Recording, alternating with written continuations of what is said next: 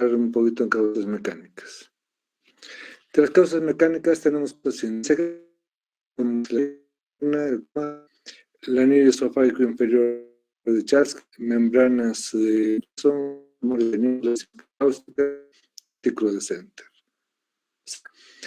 Como causas extrínsecas, tumores external, compresión vascular, vértebras y vasos aberrantes. La estenosis, complicaciones de la enfermedad por reflujo, es una causa mecánica intrínseca.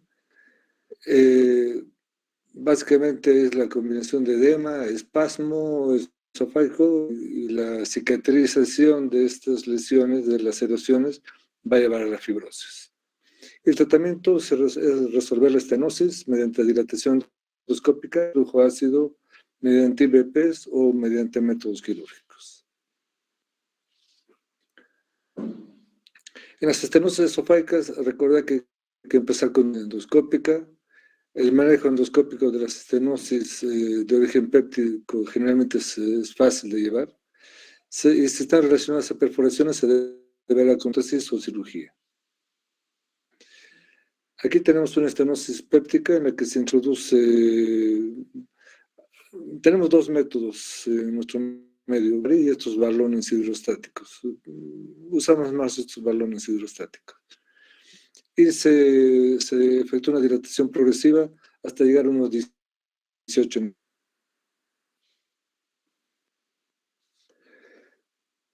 En el cáncer de esófago la dilatación no sirve, sino hay que colocar prótesis metálicas. El anillo de Chasky es otra causa mecánica intrínseca que se ubica en el límite entre los dos epitelios esofágicos. Existe una mucosa redundante producida por contracción del músculo longitudinal del esófago que es empujado por la onda peristáltica hacia su extremo distal. Y la inflamación puede fusionar su superficie. Siempre se asocia a hernia hiatal por deslizamiento, tiene unos 2 a 4 milímetros de espesor. Digamos, en este caso es un anillo de Chasky, pero que no es estenosante. Aquí en esta imagen radiológica sí hay una estenosis. Sucede también a la dilatación hidrostática o con bujías. El síndrome de Plummer-Vinson nunca lo he visto. Son por membranas esofágicas por deficiencia. Los divertículos de esófago son evaginaciones anómalas o formaciones saculares en el esófago. En realidad, los divertículos en todo el tubo digestivo son de la mucosa a través de la muscular. En muy pocos casos provocan dificultad de presión, expulsión de comida sin presencia de náuseas.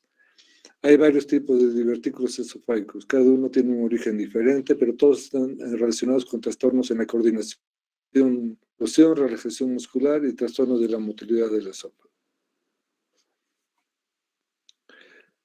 El divertículo de Zenker o es el divertículo faringoesofágico.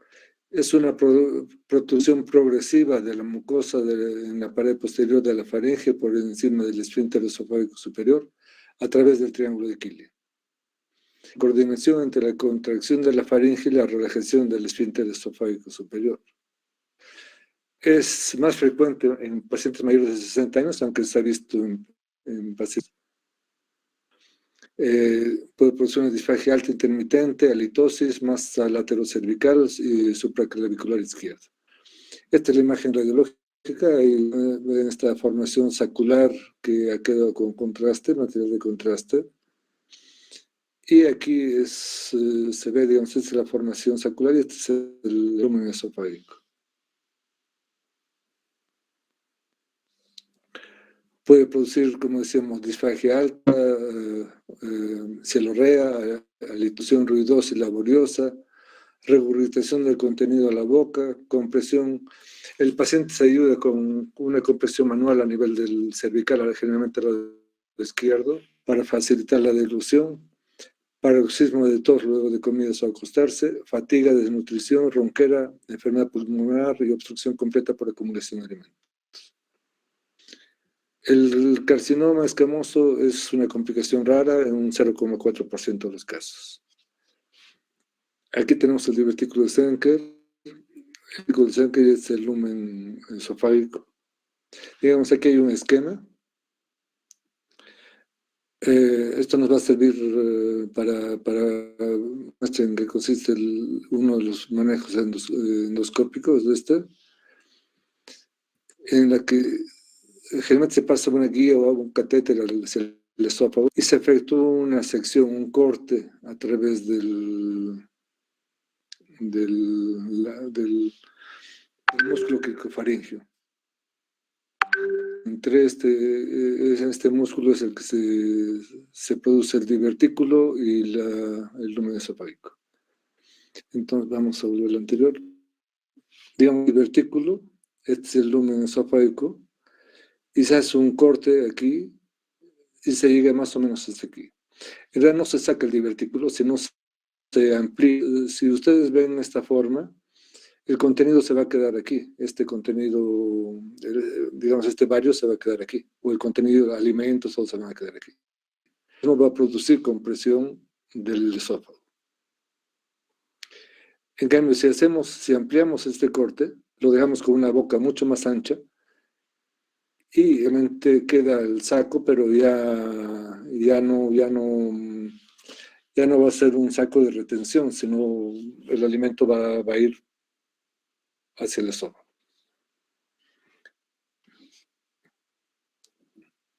Otra forma de manejo es la cirugía abierta con la miotomía del esfínter esofágico superior y diverticulopexia quirúrgica. Es una cirugía a nivel del cuello. Y si recuerdan de ayer, para la calasia, se puede hacer el mismo método a nivel de con túnel submucoso.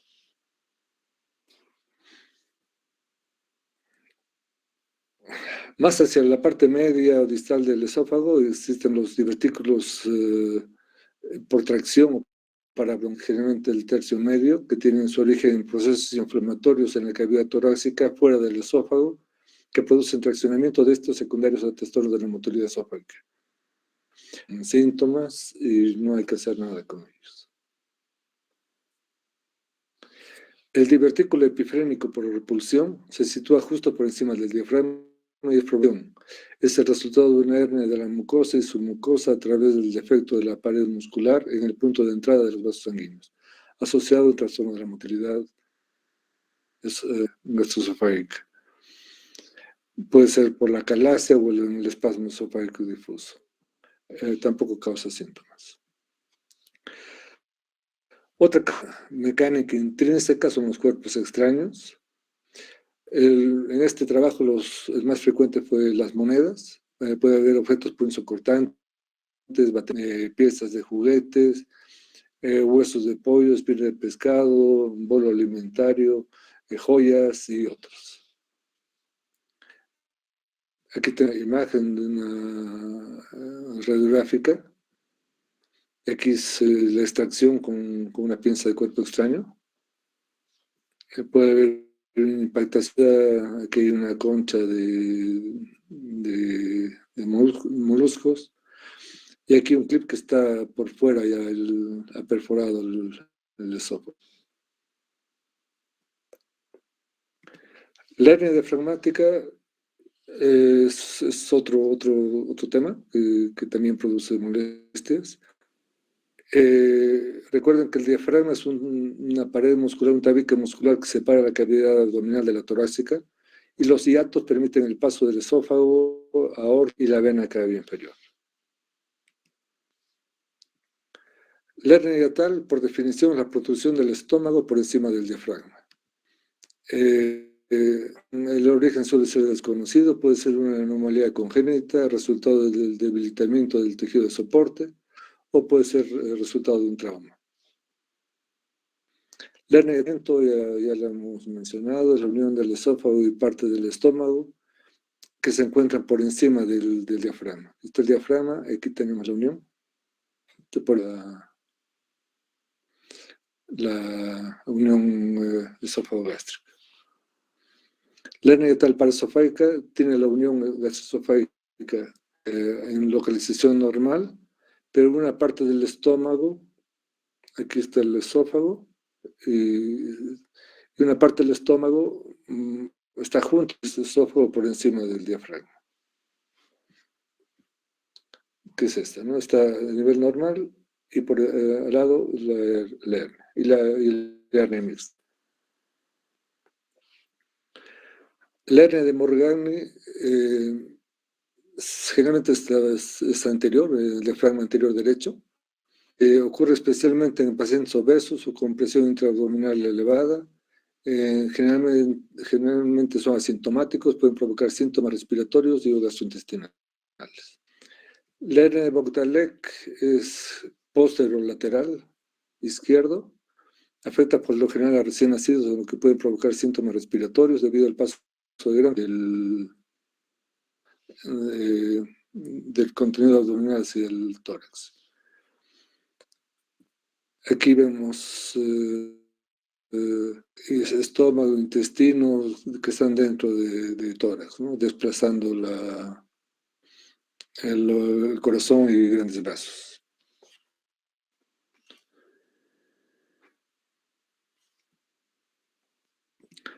Las esofagitis infecciosas también pueden ser una causa de disfagia. Su origen puede ser viral, bacteriano, micóticos. Son poco comunes en sujetos inmunocompetentes. Se requiere generalmente algún factor predisponente para su aparición. Hay de riesgo, defectos de vigilancia inmune, alteraciones de la flora microbiana esofágica y anomalías de la estructura o función esofágica. En la actualidad, el mayor factor de riesgo es la infección por el virus de la inmunodeficiencia humana, el VIH. Otros factores predisponentes son las neoplasias, leucemia, linfoma, mieloma,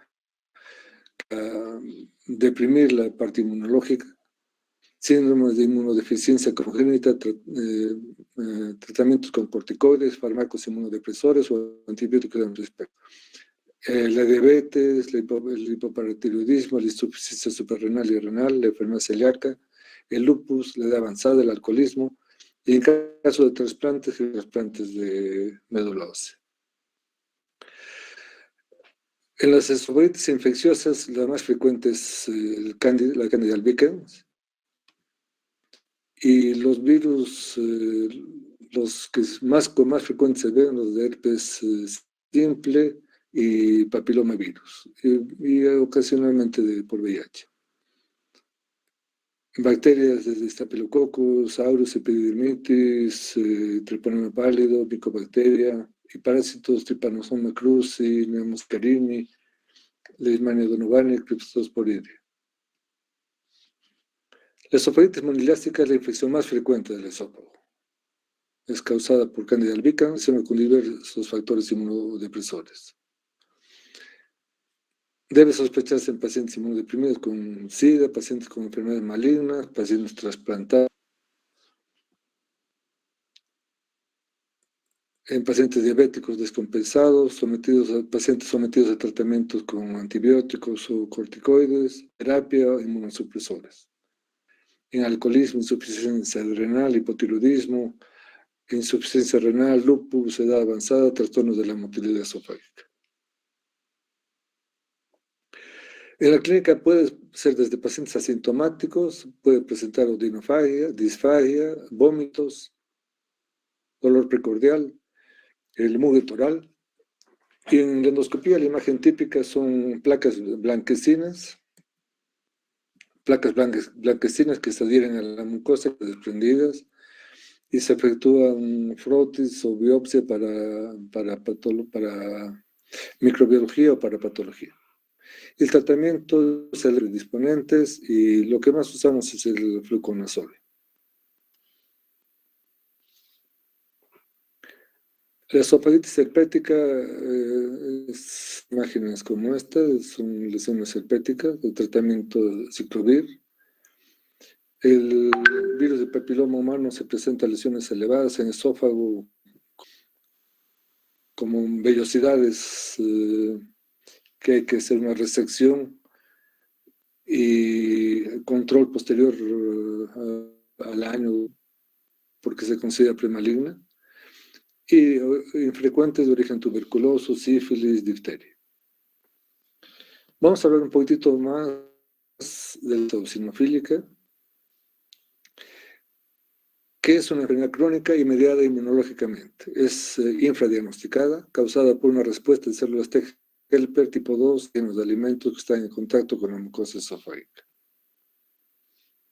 Los criterios para el diagnóstico son síntomas de disfunción esofágica, inflamación eosinofílica local, con exclusión de otras causas reconocidas de eosinofilia esofágica, incluida la eosinofilia esofágica que responde a los inhibidores de la bomba de protones. Esta publicación es del 2015, ¿no? Y se decía que la prevalencia en Estados Unidos era de 1 en 2000 y iba en aumento, cada 2000 personas. En este trabajo, que es del 2018, no reconozco, pero es 18 o 19, se ha hecho de varios países de Latinoamérica. Bolivia no fue tomado en cuenta. El que tiene es Brasil, pero se ha visto que uniendo todo este estudio multicéntrico de estos países, prevalencia de esofágitis eosinofílica, una cohorte de pacientes pediátricos de 3,6 en cada 1000 pacientes, pero que fueron sometidos a endoscopía digestiva por cualquier motivo o indicación médica que entraron en este protocolo con toma de biopsias, se encontró en 26. Si comparamos esta cifra publicada del 2015, habrá uno de 2000, y pensando en esta enfermedad, se ve que se diagnostica mucho más, 6 por 1000. O sea, 2,6 por cada 100 pacientes, 100 niños. Es el primer paciente que he diagnosticado aquí en Cochabamba. Lo mandaron por una estenosis irregular en tercio medio y superior, pero había un esófago con lesiones, con contracciones no propulsivas. Y en relación a la estenosis se efectuó una dilatación con balón y después se encontró que era al gluten y al frijol, ¿no? Lo que producía la alergia. Los síntomas son dolor, impactación alimentaria y la disfagia. De todas las causas de disfagia, en 1999 la enfermedad por reflujo era preponderante. 9 es mucho más la esofágitis eosinofílica que antes, o sea, sigue siendo más la enfermedad por reflujo. Estos son otros, sino específicos. No he podido encontrar datos actuales para actualizar esta tabla. Esto es del 2012. En niños con alergias alimentarias y esofágitis eosinofílica se observa disfunción esofágica, dismotilidad, relajación del esfínter esofágico inferior y alteraciones en el vaciamiento esofágico, lo cual puede conllevar a enfermedad por reflujo. Una llamada de alerta es en la esofágitis eosinofílica, es la impactación de alimentos. O sea, si nos llega un paciente con impactación de alimentos, fíjense que en todos estos 4 casos hay estas contracciones a nivel esofágico. O sea, en 11 a 55 pacientes adultos con alimentos se encontró que había esofágitis eosinofílica. Los síntomas dependen en gran medida de la conducta alimentaria, esfuerzo de masticación, evitar alimentos, horarios de comida. Los síntomas se relacionan más estrechamente con la remodelación esofágica que el grado de inflamación de la mucosa. Existe una correlación débil entre la intensidad de síntomas y la gravedad de los eosinofilia.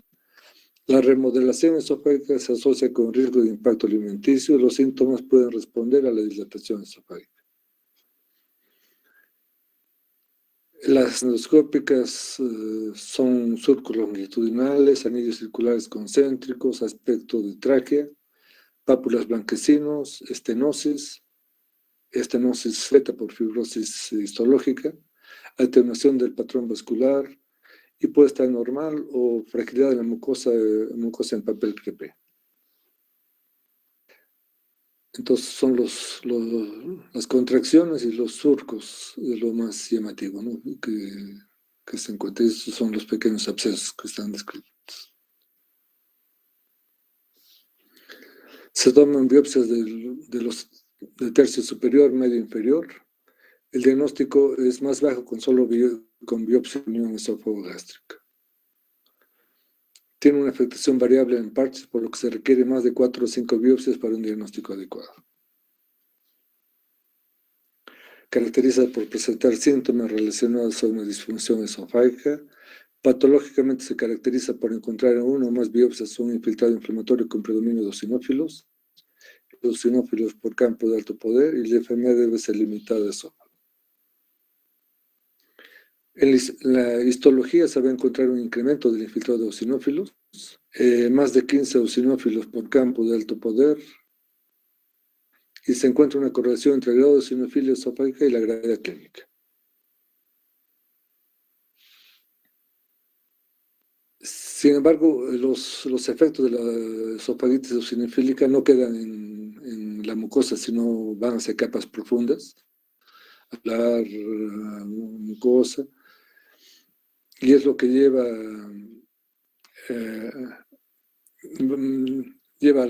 a la fibrosis, y es lo que produce remodelamiento del lumen esofágico y las estenosis. El riesgo de estenosis es a lo largo del tiempo. Cuanto más demoremos en diagnosticar, va a haber mayor porcentaje de estenosis. En la primera etapa, digamos, solamente de inflamación, la eosinofilia esofágica, y cuando hay la remodelación de tejidos,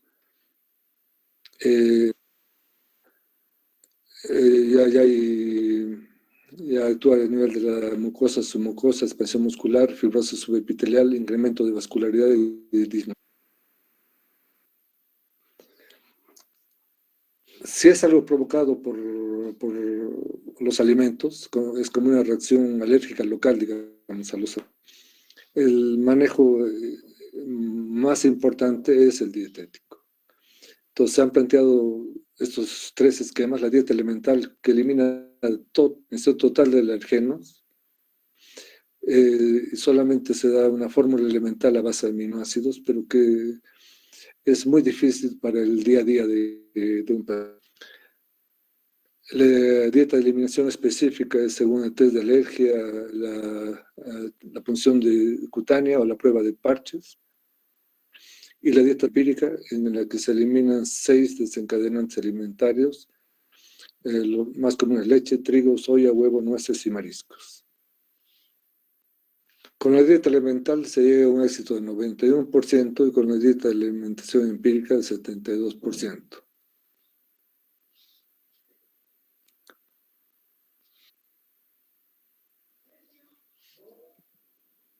Entonces lo que se sugiere, digamos, no sé si tengo esa diapositiva aquí, es ir por fases, digamos. O sea, suprimir el trigo y la leche en las primeras 4 semanas, digamos. Después la soya y nueces, después huevo, maní y pescado, mariscos. Una vez que se una resolución con la dieta sin los alimentos citados, se va reintroduciendo los alimentos hasta encontrar el desencadenante específico. Digamos, yo con el PowerPoint, que es el primero que les mostré, el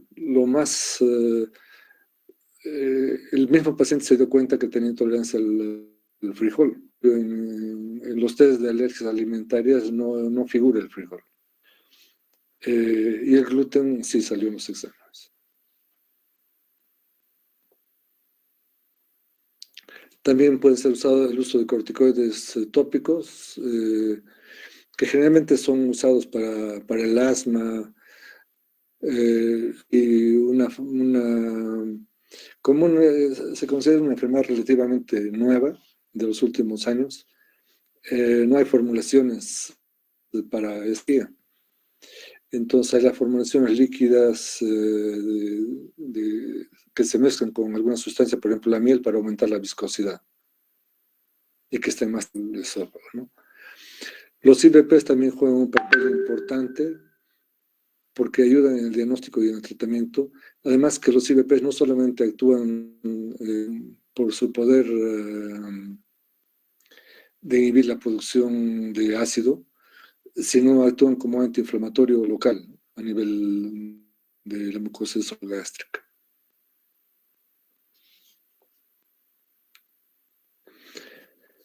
La esofagitis cáustica es otra complicación grave.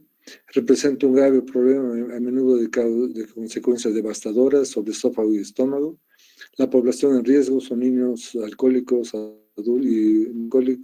y adultos con perturbaciones mentales. El mecanismo es un poco diferente. Cuando es con ácidos es por coagulación, que tiene un menor poder de penetración, produce una escarra mucosa, y los álcalis producen una necrosis por licuefacción, saponificación de grasas, trombosis capilar, desnaturalización de proteínas, retención de agua, quemadura térmica por hidratación, con gran poder de penetración. Digamos que los pacientes que tienen una ingesta de ácidos pueden producir perforaciones, todo con gran mortalidad casi inmediata. Pero los pacientes en los que no pasa eso, en los que no hay perforación, nada, llegan a sobrevivir fácilmente, o sea, con pocas cestas de dilatación. En cambio, con los álcalis, no. Porque el efecto que producen produce una unión que dura años. En la primera etapa, en la etapa aguda, el daño cáustico puede ir de leve a extenso. En los casos de la perforación de vísceras es posible con una alta tasa de mortalidad. En la segunda etapa, a largo plazo, puede haber formación de estenosis y desarrollo de carcinoma de esófago. En la primera fase, del primero al tercer día, necrosis con saponificación, trombosis vascular, intensa reacción inflamatoria. En la segunda fase, tercer al quinto día, hay ulceración. En la tercera, fenómenos reparadores, tejido de granulación. Y luego la consolidación de la cicatrización. Pacientes con estenosis, bueno, aquí tiene una estenosis extensa, pero hay pacientes que tienen estenosis complejas, más de una estenosis, esófago en estómago, a veces desde la orofaringe. La endoscopía sirve para valorar, digamos, la gravedad de las lesiones, que hay que hacerla entre las 6 y 48 horas tras la ingesta. Evitar entre el quinto y quinceavo día por alto riesgo de perforación. Esto no es tan importante que lo sepa, pero el grado 0 es normal, el grado 1 edema, eritema, es como la quemadura por sol, digamos, ¿no? Y cuanto mayor sea, lesiones profundas, circunferenciales, ulceración y grandes áreas de necrosis, ¿no? Esto solamente para ver que en los primeros grados del 0 al 2A no hay complicaciones. Y del 2B al 3B hay estenosis, neumonía por aspiración, respiratoria, perforación, hemorragia, fístulas, necesidad de cirugía de urgencia y mortalidad. Existe una interpresencia e intensidad de sintomatología y cambios encontrados en endoscopía temprano. Los signos y síntomas fueron divididos en menores o lesiones orofaringes y vómitos y mayores disnea, disfagia, saliva, temesis. Se recomienda endoscopía temprana solo cuando el paciente es sintomático.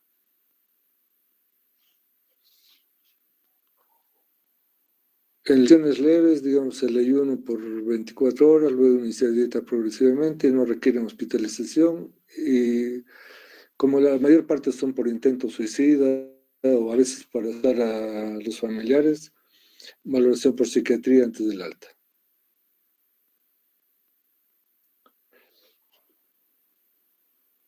En el tratamiento, si ustedes están en Providencia, todo, nunca hay que tratar de hacer que vomite el paciente al lado, porque lo que entra quemando va a salir quemando y va a producir doble lesión, ¿no?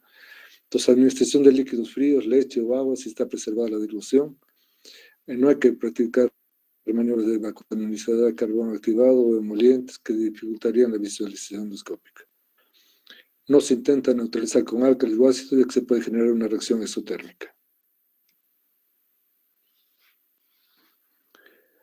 En los pacientes que pueden hacer complicaciones, ayuno mayor o igual a 3 semanas, iniciar nutrición parenteral y ayunostomía, valoración por día, una serie esófago-gastroduodenal a los 21 días y, de ser posible, reiniciar la dieta. Si toleran la dieta, pueden ser egresados. Iniciar dilataciones esofágicas tercera a 10ª semana. Hay un tratamiento preventivo, protocolizado, experimental y de estenosis establecida con dilataciones, prótesis o cirugía. El uso de corticoides, digamos, se ha visto que, o sea, la hipótesis en la incidencia de estenosis, pero los estudios han visto que en metaanálisis de 50 años no previenen la formación de estenosis y no deberían de utilizar. El sucralfato forma complejos con la proteína de tejido lesionado y protege de otros factores lesivos. Los IBP, ranitidina, todos estos previenen el efecto gasteroides y evitan la lesión esofágica en caso de reflujo.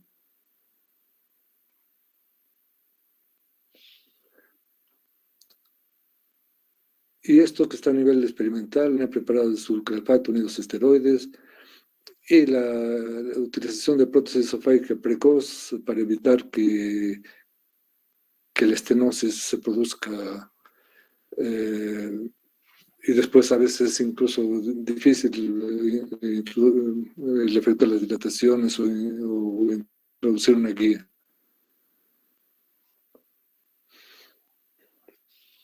En las dilataciones, igual que lo que hablábamos hace rato, tipo bujías o balones hídricos, hay que empezar la tercera o 10ª semana post ingesta de cáusticos y continuar con una dilatación cada 4 semanas. Realmente esto parece que se soluciona en 4 semanas, ¿no? Pero hay pacientes que están años. Tenemos en el caso una paciente que lleva más de 8 años con dilataciones periódicas. Tal vez no cada semana, ya cada 2, 3 meses, pero sigue con dilatación. A veces se pueden usar la inyección de corticoides intralesionales o el uso de mitomicina C. Las prótesis esofágicas y el tratamiento quirúrgico que va a ser dependiendo de la lesión, ¿no? O sea, si hay una perforación esofágica, la cirugía es inmediata, ¿no?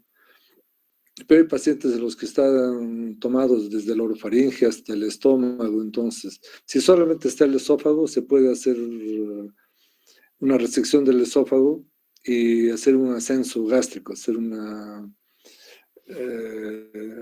desde orofaringe. Si está tomado también esófago y estómago, hay que hacer interposición con colon. Pero si está tomado desde la parte de la orofaringe, es difícil darle una opción quirúrgica incluso.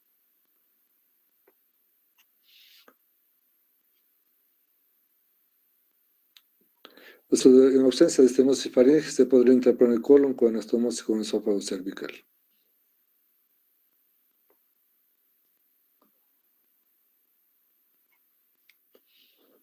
O sea, como complicación tardía de la lesión cáustica está el cáncer de esófago, carcinoma de células escamosas, incidencia de 1000 a 3000 veces más en un promedio de 40 años. Cáncer cicatriz.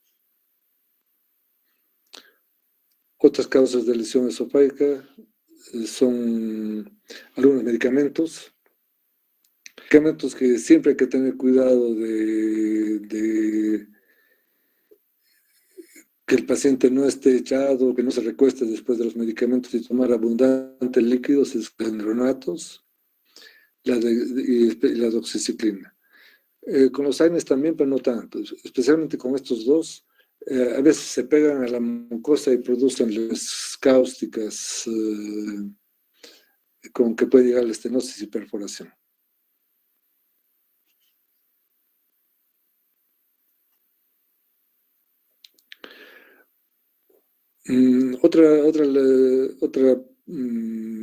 Otro cuerpo extraño, digamos, pero que llega a ser una urgencia, la sabiduría de lo que puede producir son las pilas alcalinas, las pilas de botón, que, que muchas veces pasan por el tubo digestivo sin dejar secuelas, del 90%, pero algunas veces se pegan a la mucosa y pueden producir liberación del álcali concentrado, produciendo necrosis, licuefacción, descarga de corriente eléctrica local y necrosis por compresión.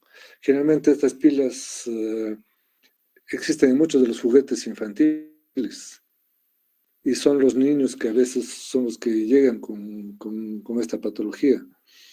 Si se la encuentra, si está al alcance, digamos, del endoscopio, hay que sacarla al estómago, pero a veces produce lesiones graves o a veces perforación. Aquí ven que está por fuera del lumen esofágico, a veces con alta mortalidad. En nuestro medio, por lo menos, la cirugía de esófago en niños es bien precaria. Entonces, lo mejor sería la prevención o el tratar de hacerlo precozmente, ¿no? El tratar de hacerlo precozmente. Pero hay pacientes que nos llegan, digamos, del chapar después de 5 o 6 días, ya con lesiones muy, muy graves, ¿no? Eh, Esta es una ablación de una sopa que se hizo aquí en nuestro medio con argón plasma. Desde este paciente, digamos, ya no hago toda la circunferencia como en este porque produjo un sino solamente hago la mitad una vez y al mes, 2 meses hago la otra mitad. Pero, digamos, esta fue una de las primeras que hice y sí produjo una estenosis, ¿no? Que requiere una dilatación. Hay estenosis refractarias al tratamiento, con compromiso fibrótico importante, mmm, que son difíciles de manejar. La incapacidad para lograr un diámetro de 14 milímetros, luego 5 incapacidad para mantener un diámetro satisfactorio durante 4 semanas, una vez logrado el objetivo de 14 milímetros. Los factores asocian propia respuesta a la dilatación, estenosis benignas, la longitud mayor a 8 centímetros, el diámetro de las estenosis y las estenosis múltiples. Son más frecuentes en estenosis cáustica, en la estenosis inducida por radiación, secundaria terapia fotodinámica, estenosis de anastomosis, y es raro en la etiología péptica y con el uso de IVP disminuye la recurrencia. Bueno, por hoy día eso sería todo.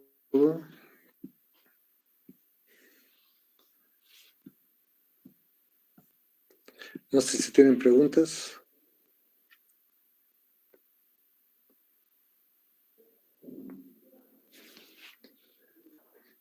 El día de mañana yo no puedo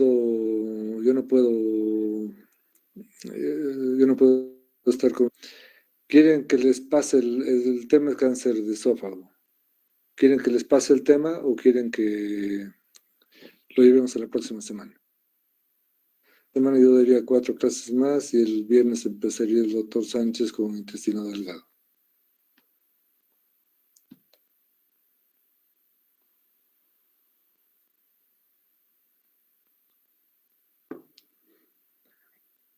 ¿Quién se pronuncia?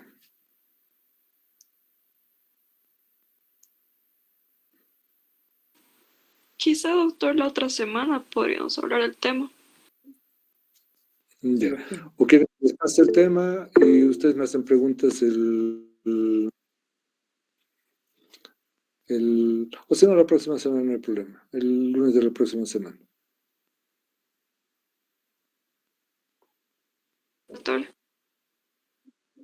¿Ya? Entonces nos vemos el lunes. hasta el lunes, doctor, hasta luego. Gracias, doctor. Hasta luego.